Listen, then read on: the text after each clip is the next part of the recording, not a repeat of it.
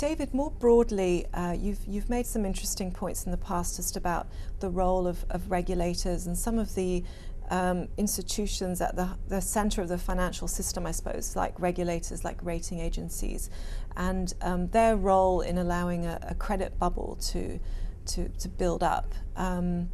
Do you feel that enough action is being taken to actually set some of these problems right, or how do you regard them now?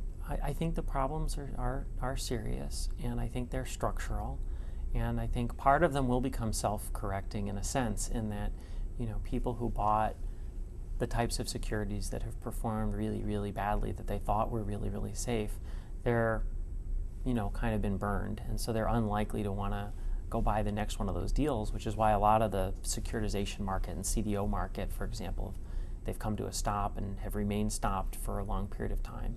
But that being said, there is need for real structural reform.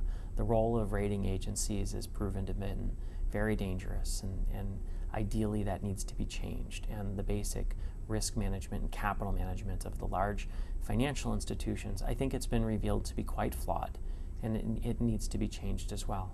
Just taking each one of those in turn, I mean, what do you see were the biggest flaws around the rating agencies? Well, the basic problems with the rating agencies were actually, there were many. One was that effectively they were being paid by the people who they were judging, as opposed to the people who are supposed to be the beneficiaries of the ratings, i.e.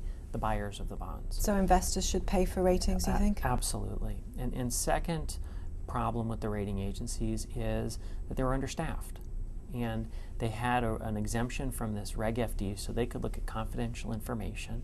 And so they would say that they knew more than you do, so it's hard to argue with them. But on the other hand, they weren't really doing as much work as people perceived them to be doing. Right. So in other words, you had a gatekeeper as a rating agency, but they really weren't doing the work that everybody thought that they were doing, and they certainly weren't monitoring these things on an ongoing basis because they were trying to make the highest possible profit margins. Right. So you mean monitoring in terms of actually going in and going through portfolios in detail and doing that kind of work that Sure. Absolutely. Like I talked to one of the failures, I think, has been the failure not just to rate the asset-backed securities and the CDOs, but the big financial institutions.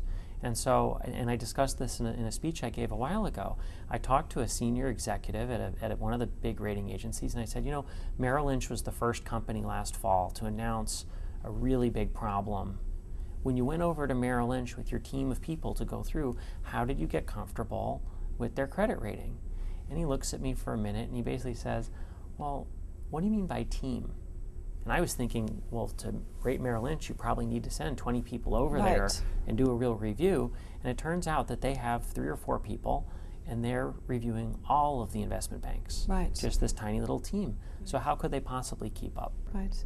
And the second area you mentioned in terms of the risk models, in particularly the value at risk model, the VAR model, that everybody relied on very heavily, and now in general there seems to have been sort of discredited, and a lot of people are critical of it, with hindsight.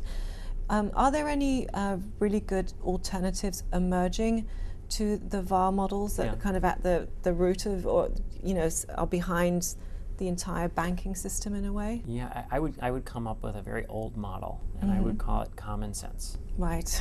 And see, the advantage of the VAR model, which is what everybody falls back upon, is you can objectively measure it. You can gather up whatever historical data and you can calculate a figure.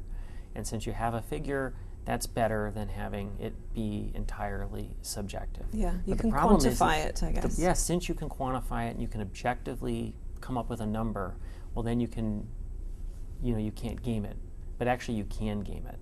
And people have learned how to game it. But even if you got beyond the gaming of it, it's fundamentally flawed because it cuts off the tail of the risk. And in my view, risk management is not what happens in the middle of the bell curve. Right. Because in the middle of the bell curve, you're going to do well or you're going to do less than well. It's what happens in the extreme events. And the extreme events question, are you going bust or are you not going bust? And the risk management manager's job, I think, particularly in these very large financial institutions that we've all decided now are too big to fail, is to make sure that the institution doesn't take on risk that in an extreme event is going to cause a failure. And the VAR model basically ends where I think risk management begins.